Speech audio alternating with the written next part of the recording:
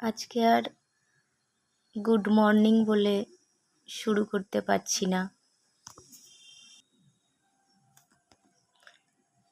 আমি টিভি সাধারণত দেখি না। সোশ্যাল মিডিয়ার খবরে ডক্টর মৌমিতা দেবনাথের সঙ্গে ঘটে যাওয়া সব কিছু দেখলাম। কাল অনেক রাত পর্যন্ত সোশ্যাল মিডিয়ার নিউজ চ্যানেলের খবরগুলো দেখলাম।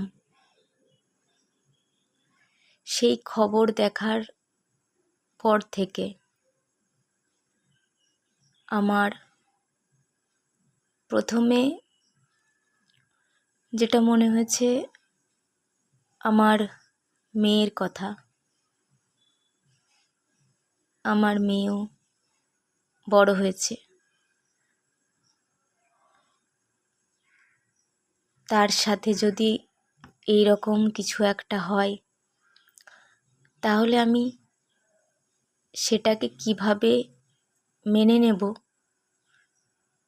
এটাই আমার মনে হয়েছে। খুবই নেগেটিভ কিছু কথা আমার মনে হয়েছে।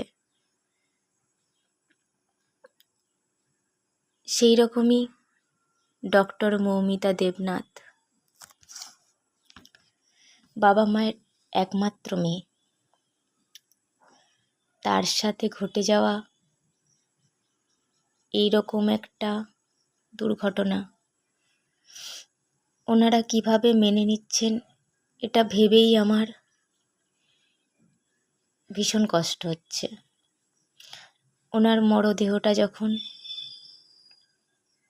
নিয়ে যাওয়া হচ্ছিল তখন আমি দেখছিলাম আর নিজের সঙ্গে রিলেট করছিলাম।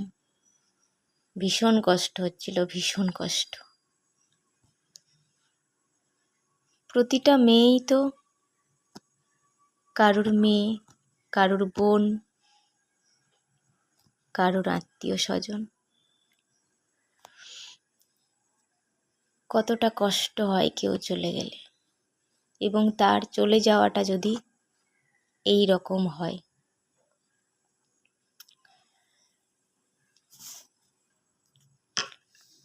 একটা মেয়ে পড়াশোনা করে হোক বা যেভাবে হোক, নিজেকে যতই শক্তিশালী করে তুলুক না কেন, সে কিভাবে এই পিশাচদের থেকে নিজেকে মুক্ত করতে পারবে?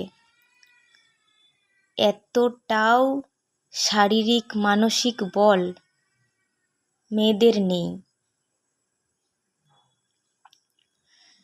এবং সেই রকম শারীরিক মানসিক বল তৈরি করার মতো পরিবেশও আমরা মেয়েদেরকে দিতে পারিনি যে কিছুটা হলেও তারা নিজেদের লড়াইটা নিজেরা করতে পারবে। ডক্টর মৌমিতা দেবনাথ হয়তো ওনার সর্বোচ্চ শক্তি দিয়ে নিজেকে প্রোটেক্ট করার, নিজেকে বাঁচানোর চেষ্টা করেছিলেন, কিন্তু ওনার সব চেষ্টাই ব্যর্থ হয়ে গিয়েছিল।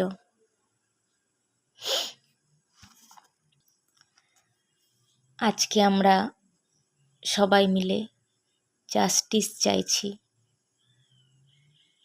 হ্যাঁ, জাস্টিস চাই। আমরা মেয়েরা জাস্টিস চাই, আমরা পুরুষেরা জাস্টিস চাই, আমরা মহিলাদের নিরাপত্তা চাই।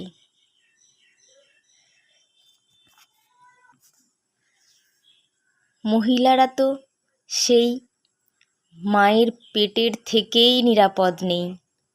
যখন কোনো কন্যা সন্তান মায়ের পেটে থাকে এবং সেটা জানাজানি হয় যে পেটে যেটা আছে সেটা মেয়ে, তখনই চেষ্টা চলে সেটাকে সরানোর। হ্যাঁ, অনেকেই চেষ্টা করেন, আবার অনেকেই আছেন কন্যা সন্তান জন্ম হলে তাকে সাদরে গ্রহণ করেন।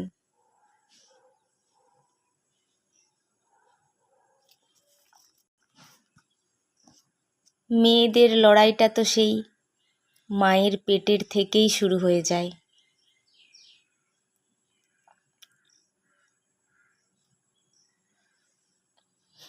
বাচ্চাটা যখন মায়ের পেট থেকে বেরিয়ে পৃথিবী দেখতে চায়, তার আগেই তাকে শেষ করে দেওয়া হয়। তারপরেও যখন কন্যা সন্তানের জন্ম হয়, সেই কন্যা সন্তানকে নানা রকম ঘাত প্রতিঘাতের মধ্য দিয়ে বড় হতে হয়। একটা ছেলে যেরকম পড়াশোনার পরিবেশ পায়, খাওয়া দাওয়ার পরিবেশ পায়, বাইরে বেরোনোর সুযোগ পায়, এখনকার দিনে মেয়েরা অনেকটা পেলেও পুরোটা পায় না, এবং না পাওয়ার পিছনে কারণও আছে। কারণ আমরা যারা গার্জেন, তারা সাহস পায় না আমাদের বাড়ির কোনো মেয়েকে বাইরে নিরাপদভাবে বের করতে। কারণ বাইরে মেয়েদের আক্রমণের জন্য সবাই ওত পেতে আছে। সবাই মানে যারা আক্রমণকারী অ্যাটিটিউডে থাকেন তারা। তাহলে আমরা চাইলেও কিভাবে পারবো মেয়েদেরকে ছেলেদের মতন করে বড় করে তুলতে? তাদেরকে শারীরিক দিক থেকেও তো অনেক শক্তিশালী করে তুলতে হবে। তার জন্য তাদেরকে যথেষ্ট পরিমাণে খাবার দিতে হবে, তাদেরকে যথেষ্ট পরিমাণে নিজেকে সেলফ ডিফেন্স করার মতো শক্তিশালী করে তুলতে হবে। বাইরের মানুষের সাথে কিভাবে নিজেকে লড়াই করে একটা ভালো জায়গায় নিয়ে যেতে পারবে তার মতো করে গড়ে তুলতে হবে। সেই শিক্ষা আমাদের অনেকের নেই যে আমরা কিভাবে তাকে বড় করে তুলব এই সমাজের সঙ্গে লড়াই করার জন্য। চতুর্দিকে শুধু নানা রকম বিধিনিষেধ। অনেক বিধিনিষেধের পেছনে যথেষ্ট যুক্তিযুক্ত কারণও আছে। কারণ মহিলারা, মেয়েরা, কন্যা সন্তান, এমনকি মায়ের পেটের মধ্যে থাকা যে ভ্রূণ, সে নিরাপদ নয়। তাকে বিভিন্নভাবে নির্যাতন করার চেষ্টা চলতে থাকে। আমরা যতই বড় বড় করে বলি যে আমরা মেয়েদেরকে নিরাপত্তা দিতে পেরেছি, পারিনি আমরা।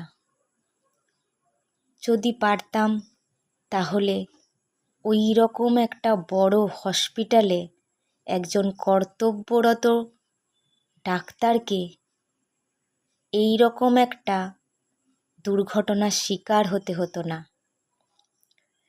শুধু ডক্টর মৌমিতা দেবনাথ কেন, আমরা দেখেছি আশেপাশে রাস্তায় ঘাটে সব জায়গায় মেয়েরা কীভাবে অত্যাচারের সম্মুখীন হয়।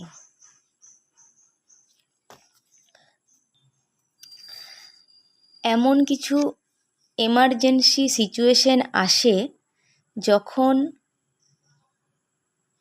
মেয়েদের যে সেলফ ডিফেন্স সেটাও কাজে লাগে না। মেয়েদের মধ্যে থাকা অনেক বেশি শিক্ষা, অনেক বেশি জ্ঞান, সেটাও কাজে লাগে না। কারণ মেয়েদের মধ্যে একটা সৃষ্টিকর্তাই এমনভাবে সৃষ্টি করেছেন যে তার দিকে লক্ষ্য করেই অনেক বিকৃত মস্তিষ্কের পুরুষ এগিয়ে আসেন এবং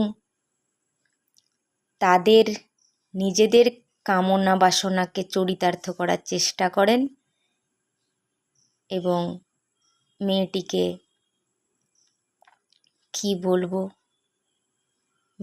মৃত্যুর দিকে এগিয়ে নিয়ে দিয়ে যায়। তাই চেষ্টা করলেও অনেক সময় মেয়েরা পারে না। তবুও যতটা পারা যায় মেয়েদেরকে শিক্ষিত করে তুলতে হবে, নিজের প্রতি সচেতন করে তুলতে হবে। একদম ছোট বয়স থেকে মেয়েদেরকে গুড টাচ ব্যাড টাচ সম্পর্কে শিক্ষা দিতে হবে এবং কিভাবে নিজেদেরকে রক্ষা করবে তার প্রাইমারি কিছু সেলফ ডিফেন্স মেকানিজম তাদেরকে শেখাতে হবে। তাহলে অন্তত কিছুটা কোনো সময় যখন সে কোনো দুর্ঘটনার সম্মুখীন হবে নিজেকে হয়তো বাঁচাতে পারবে। কিন্তু এমন অনেক পরিস্থিতি আসে যেখানে নিজেকে চাইলেও বাঁচাতে পারবে না। পুরুষালী বল মেয়েদেরকে বাঁচতে দেবে না। তবুও যতটা পারা যায় আমাদেরকে চেষ্টা করতে হবে মেয়েদেরকে সেই শিক্ষা দিতে যাতে করে সে নিজেকে রক্ষা করতে পারে এবং আরও 5 জনকে রক্ষা করার কথা বলতে পারে। প্রতিটি নির্যাতিতা মেয়েই আমাদেরই বাড়ির বোন, মেয়ে, স্ত্রী, মা, কোনো না কোনো সম্পর্কে জড়িয়ে। একবার ভেবে দেখবেন সেই মেয়েটি যদি আমার কেউ হতো তাহলে আমার কি হতো। এই ভাবনাটা থেকেই আমরা প্রতিটি মেয়ের পাশে দাঁড়াতে পারি, তাকে সাহায্যের হাত বাড়াতে পারি, তাকে সর্বদিক থেকে উন্নত করতে পারি। পুরোটা না হলেও কিছুটা নারী সমাজকে আমরা নারী পুরুষ সবাই মিলে রক্ষা করতে পারি।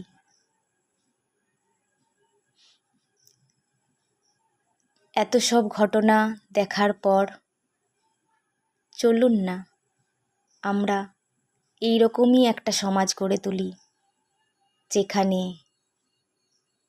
মেয়েরা মেয়ে হয়ে নিরাপদে থাকবে। নমস্কার।